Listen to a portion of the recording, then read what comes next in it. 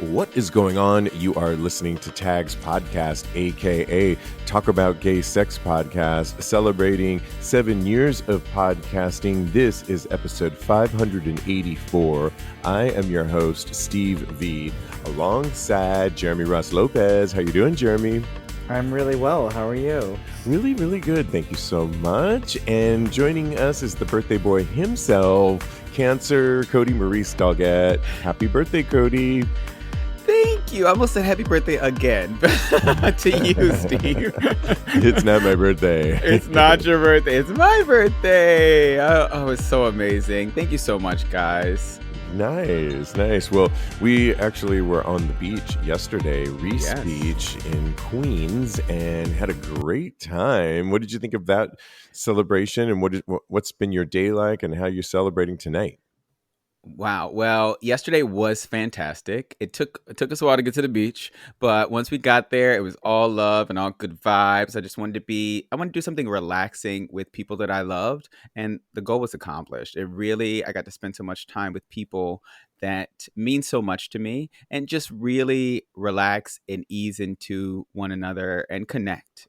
So I had a great time. And then the ocean too. Hello. Even though I didn't get in that far, I got up to my shins. You had your head wrapped, and I did. Yeah, it was exactly. fantastic. No, it was super fun. We had a great time, perfect weather, lots of people, and of course, celebrating your birthday was so much fun. So happy birthday. Thank you. Yeah, absolutely. Well, yesterday was also kind of a big day, a surprise for the country here in America, because while we were on the beach, we got our phones noticing that Biden is stepping aside and Kamala Harris is stepping in as the presidential potential candidate. And while we still have the Democratic National Convention in a couple of weeks where they will essentially nominate her, it could maybe go a different direction, but all roads seem to lead to Miss Harris herself, the vice president. And it was kind of shocking, actually, but because it seemed like Biden was just going to stay put and kind of clenched his heels into the sand, so to speak. But Jeremy, when you heard this, what did you think? I wasn't super shocked just because I had an inkling that it was going to happen. And I also just think it's for the better. I mean, he's definitely doesn't seem like in the best headspace to run and just campaign all the way through to November. And so I kind of had a feeling that was going to happen, and I think it's really for the better. I don't know how well Kamala is going to be up against Trump, but I guess we'll wait and see.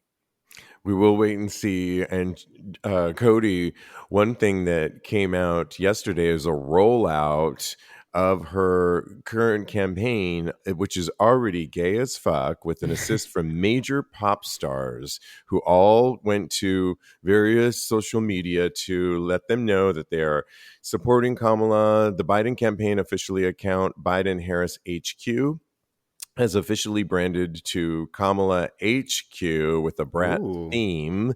And when we talk brat, we are talking about Charlie XCX, who's had Brat Summer. The official announcement was quickly rebranded Biden Harris HQ to Kamala HQ, complete with a new bio providing context. And it was in reference to Charlie XCX's Brat album aesthetic, Brat Summer, which she's really, we've talked about it on this show, and people have, like Charlie said, Kamala is brat, and other stars came out to support her, including Ariana Grande, showed her support as she's going to be Glinda, the Good Witch. Upcoming Demi Lovato shared a link to donate to the Democratic Party, writing, "Let's do this," showing a picture of her and Kamala. And a lot of people were like, coming forward, like, this is a really good thing. What did you think when you heard this, Kodi? Like everyone else, I think it is a good thing. I am still a little bit skeptical as to whether or not how she's going to fare against Donald Trump. So we will see that, and we will continue to support her if she is the nominee. I know that a lot of weight is being thrown behind her, including $5 million, which she raised in, I think, like an hour or something like that. So I think it's fantastic. I think that she will be a great candidate and she will be a great president. So here's hoping that, Kamala can make it. And happy Brad Summer to everybody. Yeah, exactly. I'm really excited about this because I think part of the argument was two old guys running against each other. And now we only have one old guy, and that's Trump. So that immediately takes that off of the ticket. Also, I think what other people, how is she going to do? And oftentimes I think a vice president is sort of behind the wings, but she's been shadowing Biden for 4+ years. So she has experience in seeing everything firsthand via Biden. So it's not like she is coming out of left field. And I also think, to your point, Kodi, yeah, there was a call with, I think, over 70,000 plus Black women who all put up 1.5 million in 2 hours, led by Star Jones, which is really good. And the Black vote, the Black female vote, is always a biggie. And I just think that the Trump campaign has always been pushing for Biden because they thought and knew they could win, but now they're thrown for a loop. And I guess the last thing I would say is just that she is a former prosecutor and is a tough one. And I think that a lot of people were going to bow out and didn't want to vote at all. And now they're excited to polling is showing that people will come out and vote for her. So I think currently it's an exciting, we needed this if you're on the Democratic side, and it's exciting. So we shall see. We needed this curveball, though, I think, if you happen to be a Democrat, and at least. And the reason why we are on this show is just because for most of our LGBTQ rights that are often in danger on the right, and even for women's rights, when you talk about abortion, and that's why we do take a stand, not necessarily to be Democrats, but because it affects our rights and our rights being taken away mostly often by the Republican Party. So that's why we often take that stand, if you're ever wondering. But let's change gears here because actually Thursday, August 15th, is going to be our live broadcast, our live stream broadcast for our Patreon community. We're really excited about it. It will be Kodi and myself, and Kodi will be singing 4 songs on the live stream, including 2 new songs and 2 covers. Are you excited, Kodi? Wow. I'm so excited. Yeah, I cannot wait. Exactly. So we are gearing up for that, and you still have time to grab a tier over on our Patreon page. And actually now we are doing commercial free for the last 2 weeks. So all of the episodes can be enjoyed at one of the 2 tiers, all 3 tiers at commercial free. And we have a brand new extra tags episode that will be out tomorrow as well. The first installment that will go on, you get more tags conversation, a free extra episodes that you won't get on this show. So go to patreon.com/tags podcast and look forward to Thursday, August 15th at 9 p.m. Eastern time for our live stream broadcast. So excited about that.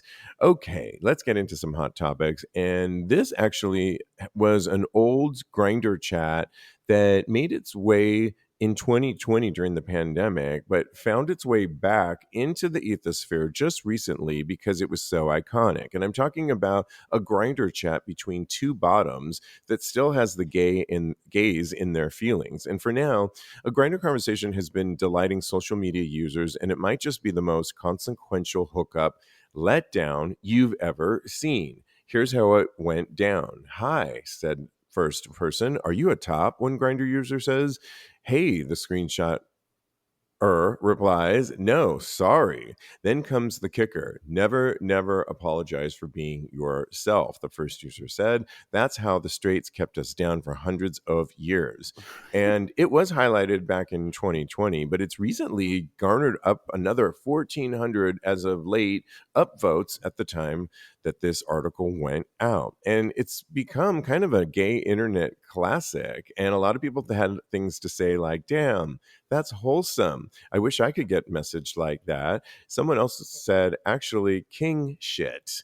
And a third said, not all heroes wear capes. And I just like this because when Jeremy, you hear of Grindr conversations of people putting people down and people ghosting people, and then you hear something like this that's was from 2020 but is resurfacing. What do you think? I love it, and I think it's great to uplift one another, and it's kind of unusual, like you said, just because a lot of times there is just a bunch of negativity with like labels and just stating all of the things that you're not into or that you don't like, and so I love it. Yeah, I kind of like this too, and I'm glad that it's resurfaced. Kodi, when you hear this between these two, what is your first reaction? I just love it. It's just so wholesome. It's so Wholesome. I love uplifting. that word. I was Wholesome. like, it came to my brain. Is I it? was like, ooh, I gotta use wholesome. But it's so great because, a lot of these apps and dating profile things that we use, like Grinder and Scruff, it can be used to separate our community. It, like, no Asians, no blacks, no fats, no femmes, all that type of thing that is used to separate us and to cause confusion in our community. And this person just reaching out and doing something simple by saying that you be yourself at the end of the day, it really makes a big difference in the world. Exactly. Somebody else moving on that wants to normalize behavior is Frankie Grande, Ariana's brother who's gay, and he wants to normalize rhinoplasty. Why? Because he got a nose job and he's documented the whole thing. A 41-year-old shared with his 2 million Instagram followers that he had a nose job. A week ago, he posted a photo of his face heavily bandaged.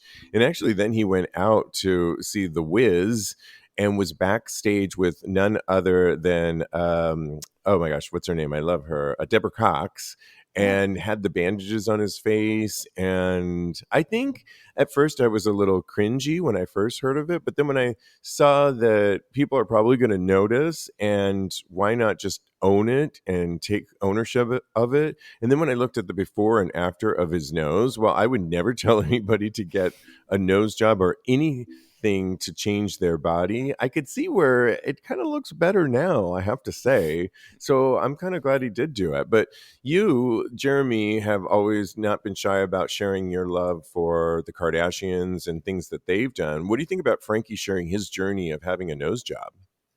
I mean, I don't really care about it just because I'm not a huge fan of him. I find him like just very obnoxious and annoying.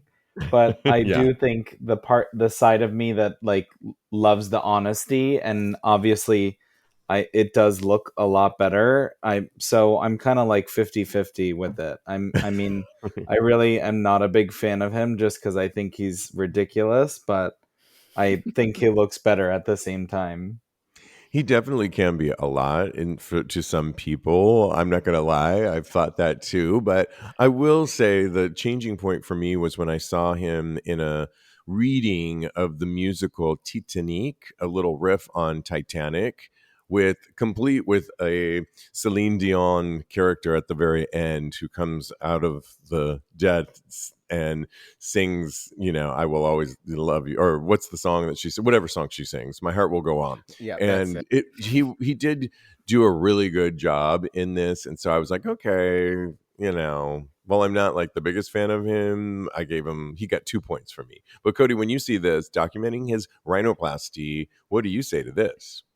I love it. I think plastic surgery is a very personal decision. And if you find something about yourself that you are uncomfortable with or that you just would like to change, go ahead and do it. And him documenting this and shared with all his fans, I think it's a beautiful thing because now they will be able to see that it's normal to not like something about yourself. And if you can afford it, and if you are doing all the things to be safe and find the right doctor, all those boxes have to be checked first and foremost. And I say go ahead and do it before you, before you live life with something that you're not comfortable with.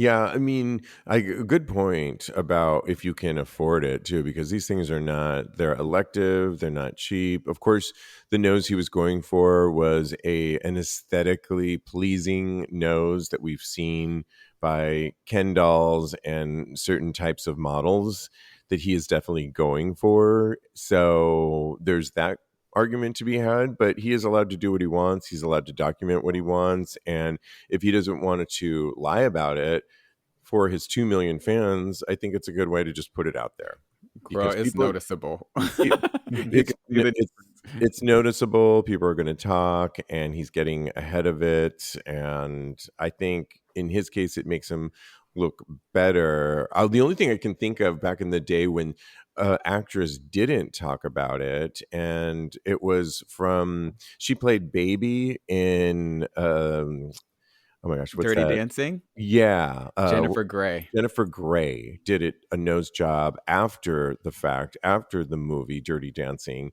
and she completely changed her face, Yeah. and it ultimately changed her acting career because she looked so different that she couldn't go out for the roles anymore that she could get before. And I think she's now come up for air, and she's talked about it ad nauseum now, but back in the 80s 90s she couldn't get a job after it, and because it totally changed her face. And so actors, I think it's not always a good, he's more of a personality, I would say. So it works with his brand but doesn't always work for certain actors. Yeah. So, okay, let's move on to the Olympics because they start this Friday, and I'm kind of excited to watch some of them. But U.S. Olympic diver Tyler Downs explains how diving and flirting are similar. Get that? I don't. I didn't really when I first heard it, but Tyler Downs might be flirting with you at the 2024 Olympics, and he will be on the American Team USA diver who's about to compete. And he posted several Instagram stories touting a new dating game app that focuses on flirting.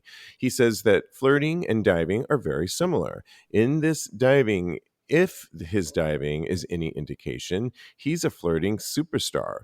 Diving and flirting are very similar, he says to the camera. They're both an art form. You can either be really good at it, and then you watch him in the clip do like a really amazing dive, and then he comes up for air and says, or you can be really bad at it as he does a full-on belly flop into the pool.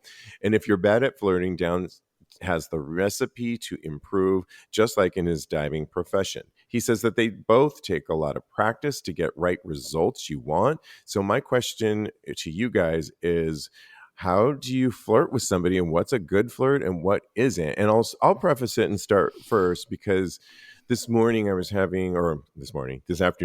was having a late breakfast with my boyfriend, and we were recapping last night, like, how did we meet? And he scrolled back and he says, we met in March of March 28th of 2023. And I'm like, oh, and I'm like, and we looked back at what I said, and I said, hey, Diego, it's really nice to meet you. In which he was like, thank you. And I said, do you remember meeting? Because I was telling a girlfriend of mine yesterday that we met in this corner where you hang out. He says, yeah, we were comparing notes about, you came up to me and you were comparing notes about how I stand in this corner and you have a corner upstairs at the same bar that we go to, the New York Eagle, and you do the same thing. I do the same thing he does. We know different bartenders, but I said, you're kind of me, but the downstairs version of me. And apparently that worked out because a year later, we are together celebrating 2 months together, and it was a success. So, Love it. yeah, I really think Tyler Downs would be happy with that. But I got to ask you, Jeremy, how did you flirt? Or did your boyfriend flirt with you? And what's a good flirt? I think we both flirted with each other, so it was kind of equal. And then we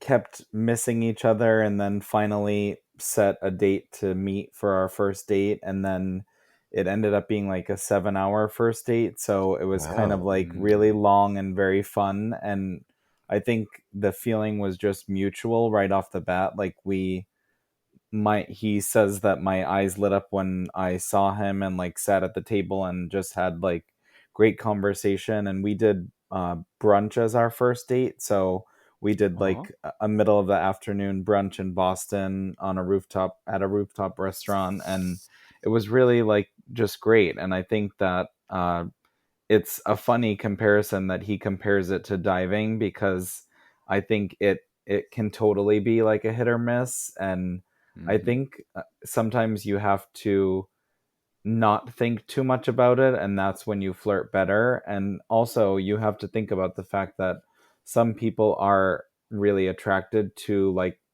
goofiness and humor and being able to like make jokes and laugh at yourself and make fun of yourself, and that turns a lot of people on.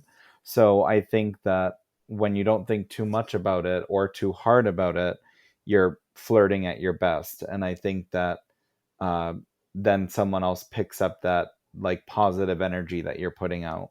I love that how you shared how you met, and I love a good brunch, a daytime event, such a great first date.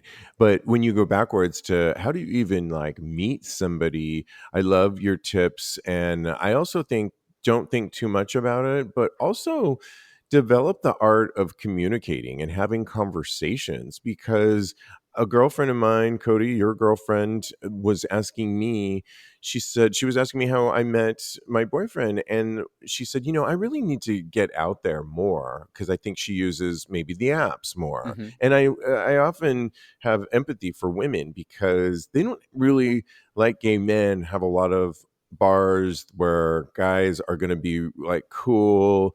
9 times out of 10, they're assholes, I think. And so they often have to resort to the app. So I feel that. But she was asking, well, how did you meet? And I was telling her, well, it was at a bar. And I said, but one of the things that I do is now I'm early to everything. And I'll get to, say, her birthday party recently, and I got there like 30 minutes earlier, and I ordered a glass of wine. I pretty much do that all the time now, because I figure, let me just figure out where I'm going. I can always have a glass of wine.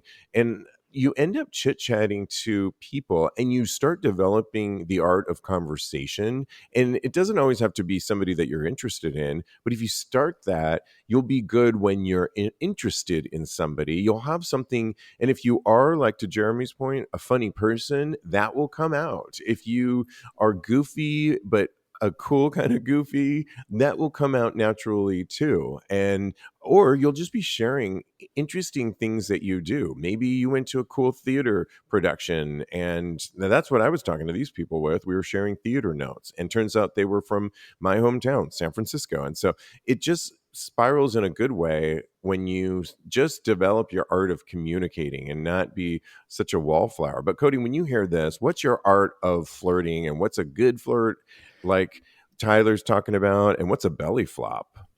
Well, first of all, I want to say both of your meeting stories for your boyfriends, I want to write a romance novel based on them, because they are lovely. I adore it. I was over here living, so that's great. But as far as flirting goes, it took me a long time to find my footing as far when it comes to flirting with guys. I would always get so nervous. I'd always be in my head. And the things that you guys are saying about being yourself, I think the more that I leaned into being who I am, the goofy, funny guy, then I found that flirting was a lot more uh, natural for me. So, and I have a sexy side too. So I leaned into that a little bit as well. And it helps you develop that sexy side and that being able to flirt. I also find that when you go into it confident that it's going to go well, that definitely helps so much, because it takes a lot of your nerves away. I find that if you are doing the I flirt thing, then that also helps ease your nerves a little bit, and it helps you to go in a little bit more confident. When you are looking at somebody across the room and you're like making the eyes and winking and licking your lips. I don't do that, but because that's weird. But but yeah, so I find all of those really help. And as far as a flop goes, I think I flopped many, many a time, and it hurts every time, but you just got to get back on that horse, because like I said, I was a nervous wreck going into it, and or they weren't really receptive to it, and it hurts to get rejected. But you know what? The next person that comes along is going to be, they might be into it. So you just be yourself. Exactly. Great advice. And yes, I think these are all really good things because, yeah, at the end of the day, I mean, people, for the most part, shouldn't bite. And you just got to know how to have a little confidence. And I think practice is the key. Go out there more and talk to more people. And I did this a lot during the pandemic. If you talk to everybody, which is what I did, then when you talk to somebody you're really interested in, it's kind of like, oh, I got this. And then Mm-hmm. you can add some inflection there, and you can bat an eye, and you can be a little cute or goofy or whatever it is. But if you don't practice, then you are going to be wobbly and you're going to belly flop, I think. So yeah. Okay, let's talk a little bit of health news. And there's a couple stories. Another man who appears to have been cured of HIV has researchers feeling hopeful about the future. And it was at the recent Munich, Germany AIDS conference that just happened. It's the 25th International AIDS Conference that is attendees are from all around the world. And it's essentially using stem cell research was this article's main point. And the results give really good inclinations that through stem cell research, we could someday actually have a cure, which is very exciting to learn about that. Also, at this same conference, the AIDS pandemic is touted to be ended by 2030, but governments in the report must act because world leaders are capable of ending the AIDS pandemic by 2030, and their policy choices will not just decide the fate of millions of lives, but whether the world's deadliest pandemic is overcome. And actually, currently, 39.9 million people are living with HIV globally, but about 9.3 of which do not have access to life-saving treatments. And while world leaders pledge to reduce annual new infections below 370,000 by 2025, new HIV infections were more than 3 times higher than last year at 1.3 million. And because of this, one person dies from AIDS-related causes every minute. And that's staggering to know that. But they also say in the same article that if we continue to have access like PrEP and we are diligent, and we're talking at the top down, that by 2030 we could actually end this long-standing pandemic that we've been in. So this is all good news. And then lastly, in health news for today, we just want to talk about STI rates that seemingly are going up all the time. We talk about it all the time, but the new study says that it could be especially high in older people. It's been reported many times by the CDC and other agencies that STI rates have been increasing in recent years. Well, new data highlights that the biggest increase in the US is in older people. And, there's a lot of wondering why that would be the case. And a lot of them suggested things like, well, a lot of people are like divorced and have gotten back into the game and maybe haven't kept up with PrEP and these ideas, but gotten back having sex and have acquired STIs and don't get checked out as often as our younger population. And our younger population, the good news is showing good results of lowering our STI rates and certainly lowering our HIV rates, which is really great. But when you hear this, Jeremy, we'll start with Jeremy on this one, that older populations are getting things like syphilis and gonorrhea. Is it a good thing that they're having sex, or is it also a bad thing that they're not maybe getting the messaging to getting tested more often?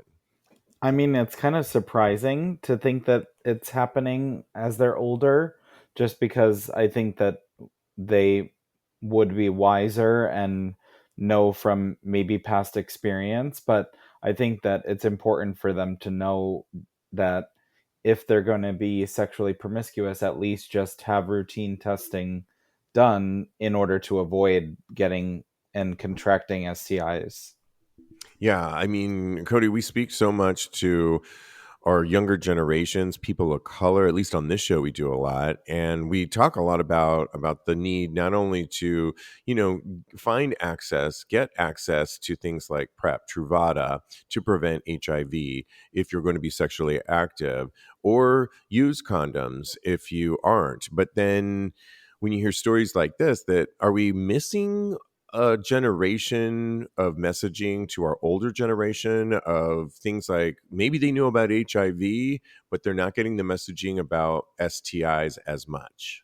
Oh yeah, you took the words right out of my mouth. It's all about messaging at this point because like you said, older people, they still have urges and they still are out there having sex, but they may be disconnected from what it takes to actually protect yourself out there in this day and age and what's available to them even really. So I feel like a lot of these people have lived with their partners and some of them have lost their partners for the longest time and they just don't know how to get back into that groove of, being out there and having casual sex with other people.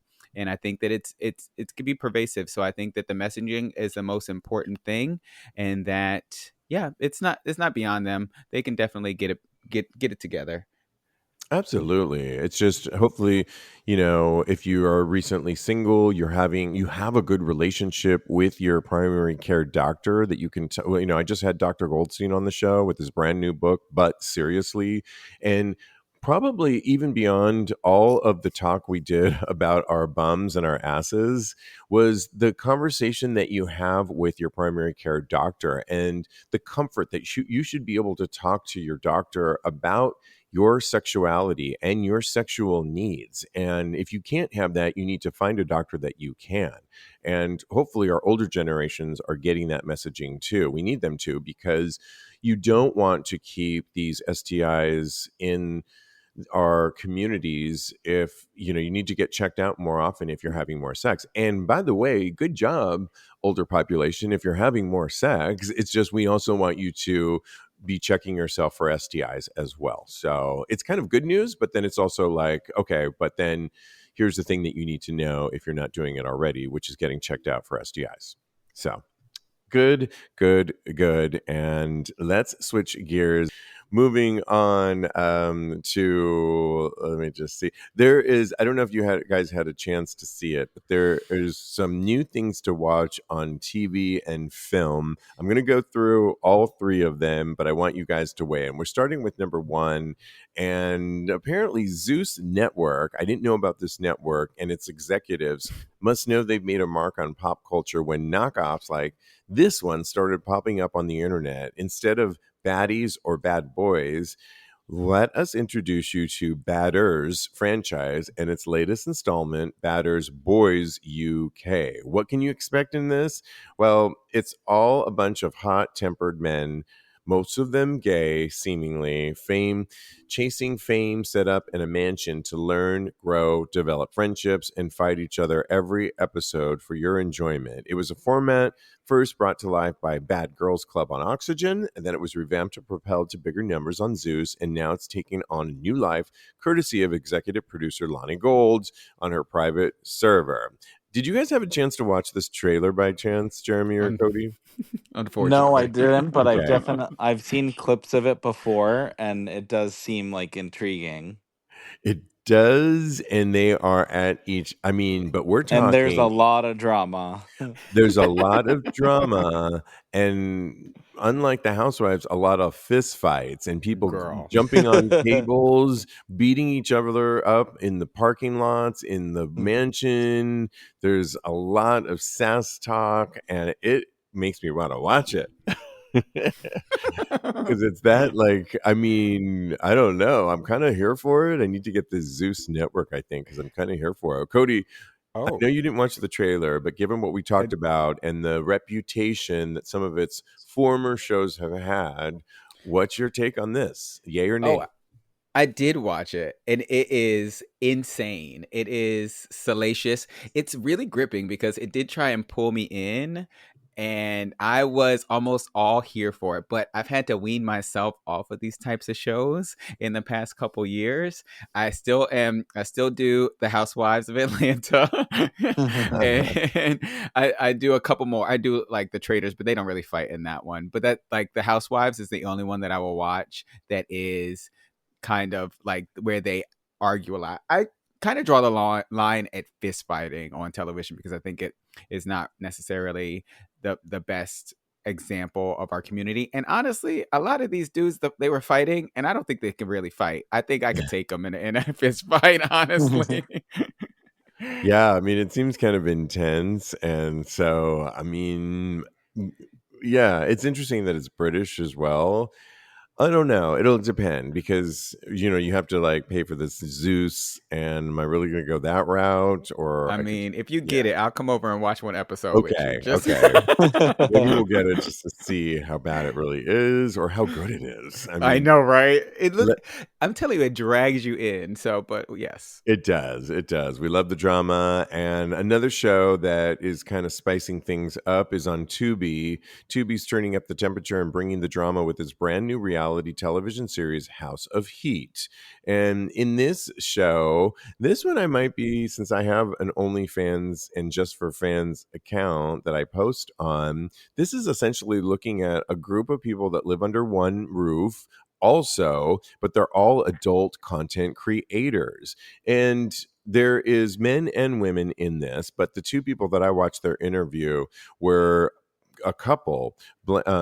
Cody Blaine is what they go by, and they were recent. I watched their whole interview and how they got into it, and they are a couple essentially that have been together for 5 years and document how hard it is or how they go about producing content, and all of them share their stories on this.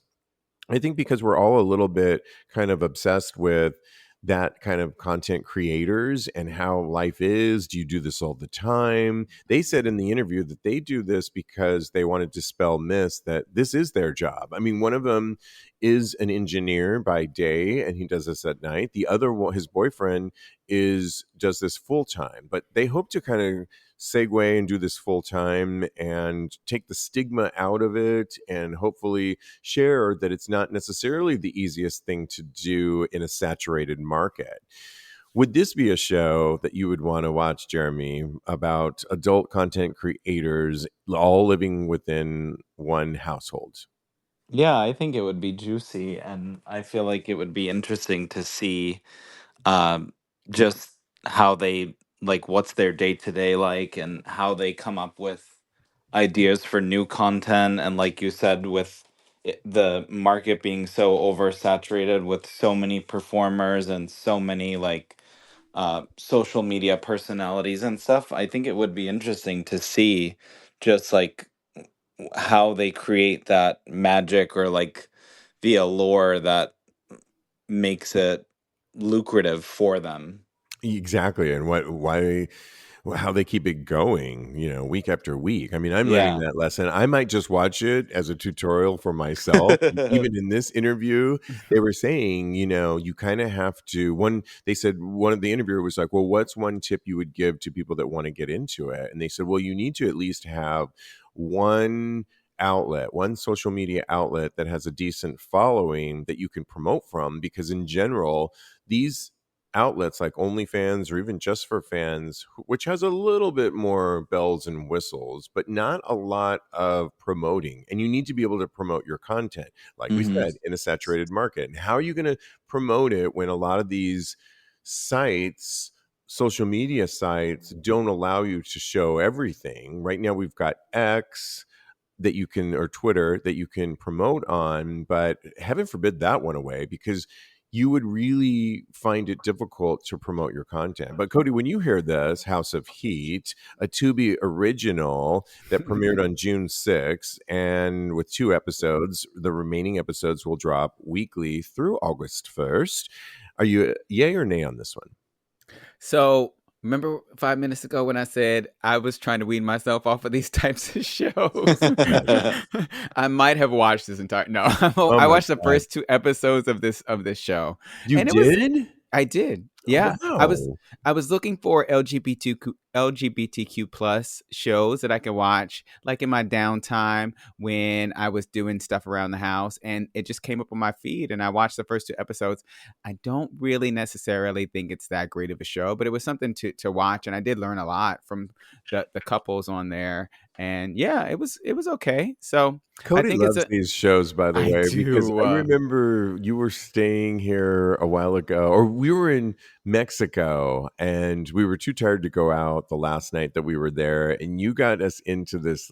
It was like Love Island or something, and you were so addicted. And I kind of got into it, at least when I was with you, because you made it so fun to watch with. I'll be I like, have girl. have to admit I didn't watch the finale of it just because you weren't around, and so it wasn't as much fun to watch on my own. But We'll get you back like a into it. lot of these shows. I do, especially the loved ones. I love those. I'm telling you, I've had to make a mental note that I have to stop watching these shows because they are so addictive. It's a guilty pleasure. And you know what? I'm not sorry. It's my birthday. Yeah, exactly. There you go. I love it. Well, we love giving advice on this show. And this one actually comes from one of our listeners. And I'm talking about Justin D, who actually asked the question or excuse me, not flirting. We talked about flirting already. He's talking about making out. And excuse me, let me start this again.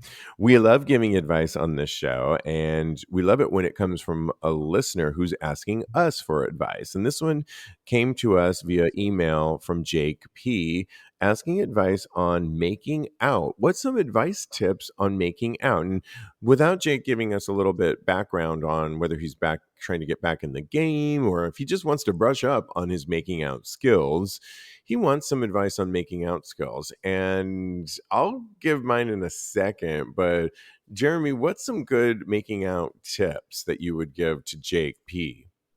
I honestly don't really know. I mean, when you You have that like got it or you don't? when you have no, but what like when you have really big lips and a long tongue, it's definitely better. And so I think that I guess technique is just from like experience of just kissing, and I don't know. I'm trying to think of like how I would give a pointer, but I'm not really sure what tips I would give. I think that chemistry is definitely key to really good kissing, and like some sort of connection, and then just like I don't know, giving it your all, and just when the vibe is there. I agree. Chemistry for sure. And as you were talking, I was thinking, yeah, how do you describe techniques on how to be a good makeout, how to give a good makeout session? The only thing that came to mind was, when you put something in your mouth, okay, don't go there yet, but like, and It's then like, what? I got like, ooh. you're in Paris and you try a chocolate that's just mouth watering, and you almost go into slow motion with your mouth, like, and your eyes start rolling back because you're just like, this is so, and you want to savor it. And it's almost like time stop. That slow motion that you get is kind of like what you kind of want to bring to your makeout session. You want it to be slow. You want it to be like the most delicious chocolate. You want it to, as if time stopped, you want to feel the other person's tongue, and you want to move in a really symbiotic, really great way together, almost like a dance, but it's a dance with your mouths and your tongues. And you just want to let that luscious chocolate just melt in your mouth together with your eyes shut. And if you need a little bit of help, you can always grab the back of a guy's head if it's a guy and put them closer. That just makes it even deeper and more luscious. Did that Are you help selling everybody? Godiva chocolate, or are you selling kisses?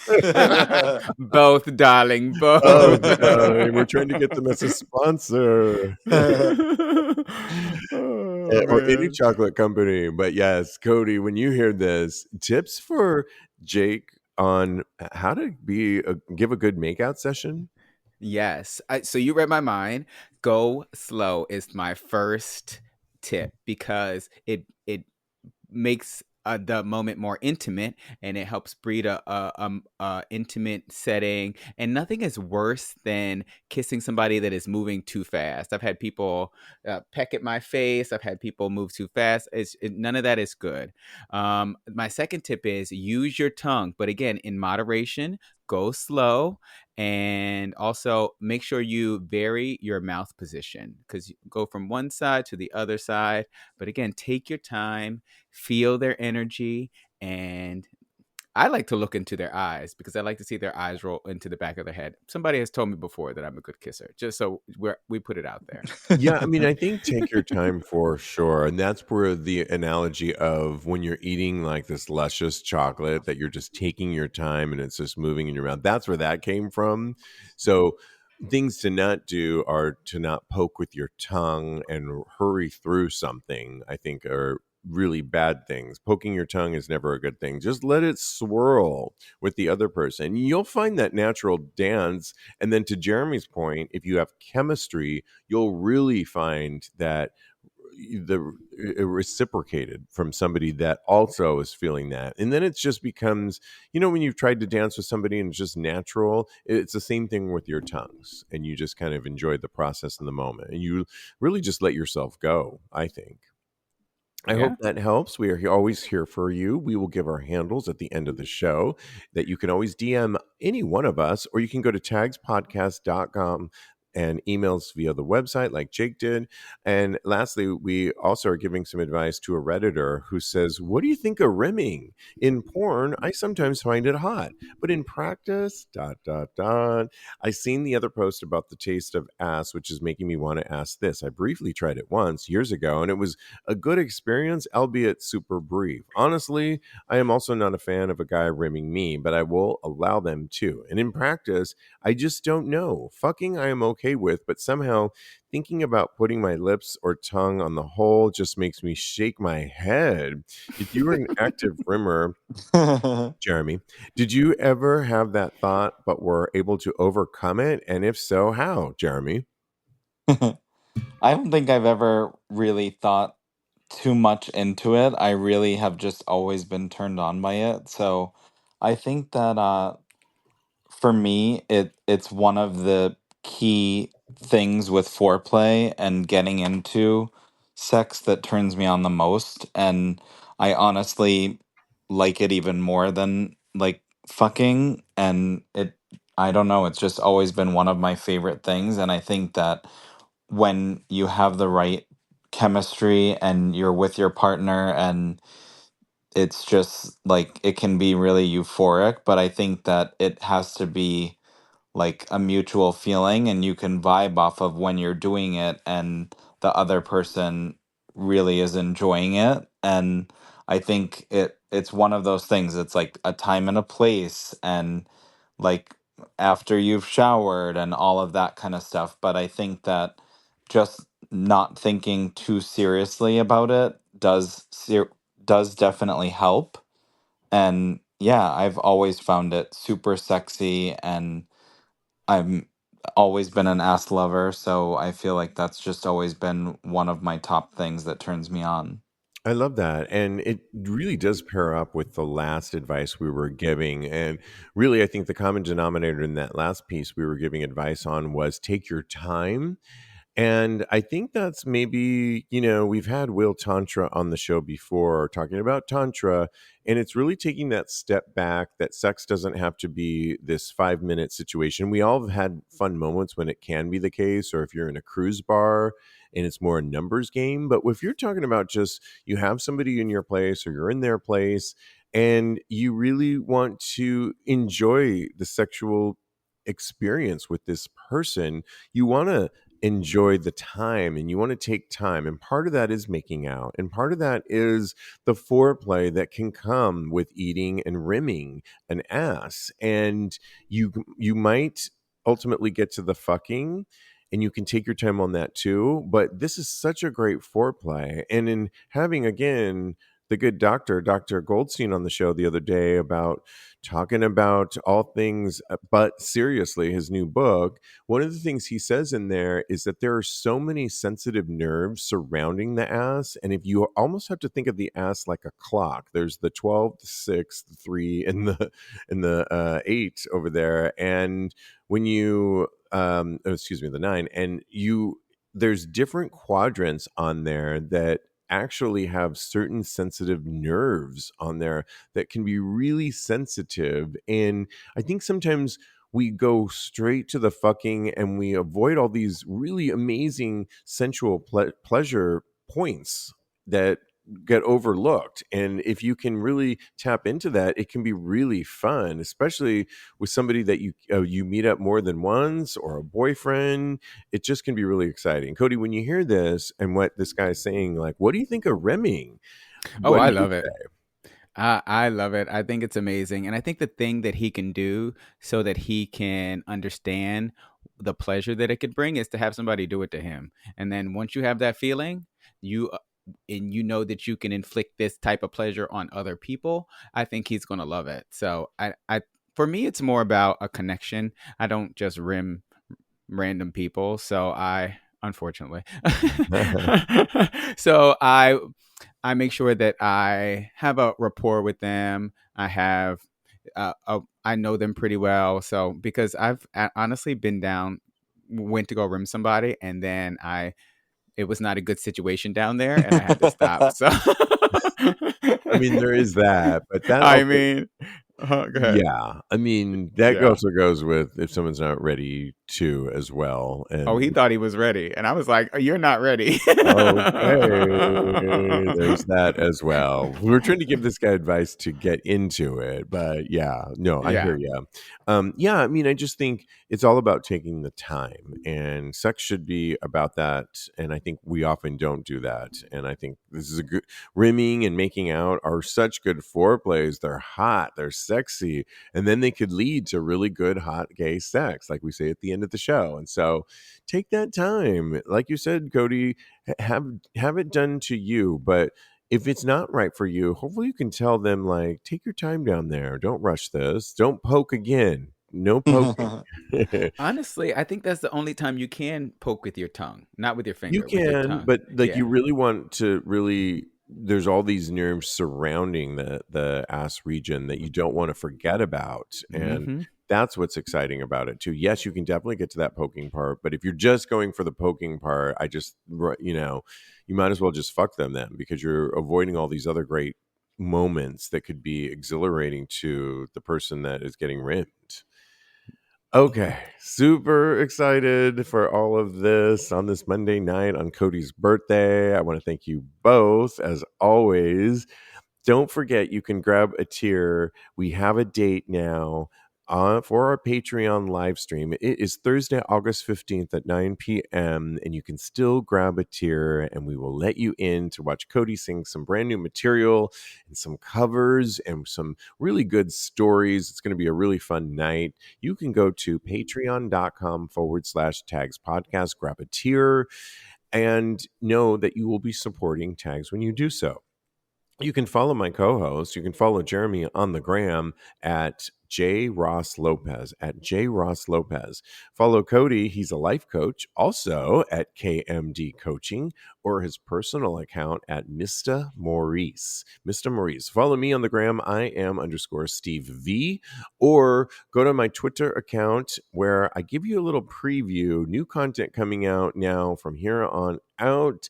I am dedicated to it. For my Just for Fans or Only Fans, go to Twitter, and it's at TAGSPodcast. I'm going to watch that new show, though, too, to get some more tips on how to be a successful adult content creator. And in the meantime, thanks, guys, as always. And in the meantime, continue having Hot gay sex. Loved it.